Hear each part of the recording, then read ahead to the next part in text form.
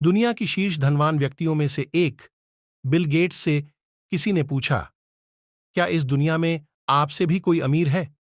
Bill Gates ने जवाब दिया, एक व्यक्ति को मैं जानता हूं जो इस दुनिया में मुझसे भी ज्यादा अमीर है। व्यक्ति ने बिल गेट्स से पूछा, कौन? बिल गेट्स बोले, बहुत समय पहले जब मैं अमीर और प्रसिद्ध नहीं था, तभी किसी दिन मैं न्यूयॉर्क एयरपोर्ट पर था। वहां सुबह सुबह एक लड़के के पास अखबार देखकर मैंने अखबार खरीदना चाहा, लेकिन मेरे पास जब खुले पैसे नहीं थे, इसलिए मैंने अखबार लेने का विचार त्याग कर वापस रख दिया। लड़के ने मेरे से पूछा, क्या हुआ? तो मैंने खुले पैसे ना होने की बात कही। लड़के ने अखबार देते हुए कहा, यह मैं आपको मुफ्त में दे देता हूं। कुछ दिन बीते, लगभग 3 महीने बाद संयोग से उसी एयरपोर्ट पर फिर उतरा। अखबार के लिए फिर से मेरे पास खुले पैसे नहीं थे। उस लड़के ने फिर से मुझे अखबार दिया तो मैंने उसे मना कर दिया। उस लड़के ने कहा, आप इसे ले सकते हैं, मैं इसे अपने लाभ के हिस्से से दे रहा हूं, मुझे कोई हानि नहीं होगी। मैंने अखबार ले लिया।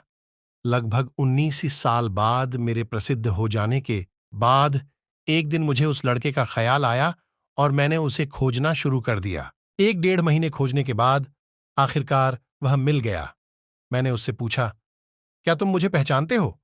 लड़का बोला, जी हां, आप श्रीमान बिल गेट्स हैं। बिल गेट्स बोलो, तुम्हें याद है कि कभी तुमने मुझे मुफ्त में अखबार दिए थे?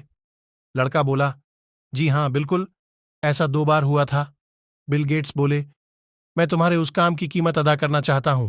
तुम अपनी जिंदगी में जो कुछ भी चाहते हो मुझे बताओ, मैं तुम्हारी हर चाहत पूरी करूंगा। लड़का बोला, लेकिन सर, क्या आपको नहीं लगता कि आप मेरे काम की कीमत अदा नहीं कर पाएंगे? बिल गेट्स बोले, कैसे? लड़का बोला, मैंने आपकी मदद की थी, तब मैं एक गरीब लड़का था जो अखबार बेचता था। अभी आप मेरी मदद तब कर रहे हैं जब आप इस दुनिया के सबसे अमीर व्यक्ति हैं। आप मेरी मदद की बराबरी कैसे कर सकते हैं?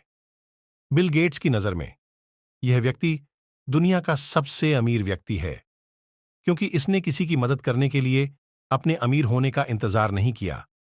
हम भी यही सोचते हैं कि यह मिल जाए तो फिर मदद करें, अमीर हो जाए तो फिर गरीबों की खूब मदद करेंगे। किसी की मदद करने के लिए अमीर होना जरूरी नहीं है, अपने दिल का बड़ा हा। एक युवक ने विवाह के 2 साल बाद परदेश जाकर व्यापार करने की इच्छा पिता से कहीं पिता ने स्वीकृति दी तो वह अपनी गर्भवती पत्नी को मां बाप के जिम्मे छोड़कर व्यापार करने चला गया और फिर परदेश में मेहनत से बहुत धन कमाया और वह धनी सेठ बन गया। 17 वर्ष धन कमाने में बीत गया तो संतुष्टि हुई और वापस घर लौटने की इच्छा हुई।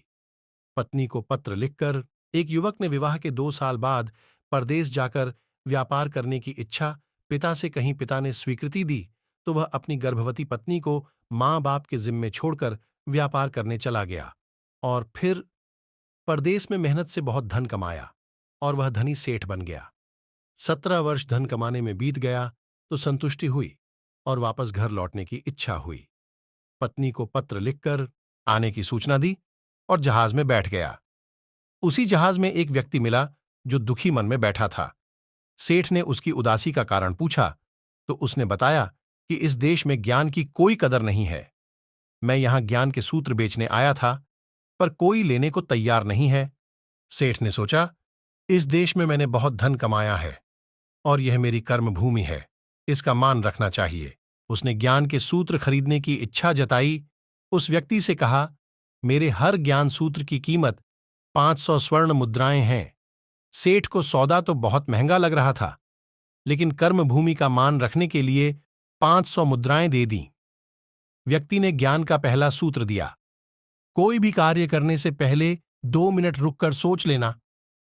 सेठ ने सूत्र अपनी किताब में लिख लिया, कई दी।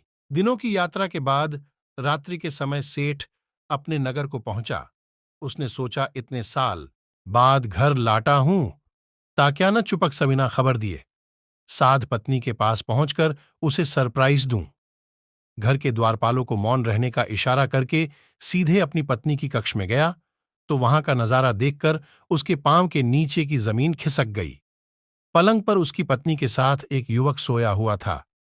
अत्यंत क्रोध में सोचने लगा कि मैं प्रदेश में भी इसकी चिंता करता रहा और यहां अन्य पुरुष के साथ, आज मैं दोनों को जिंदा नहीं छोड़ूंगा। क्रोध में तलवार निकाल ली।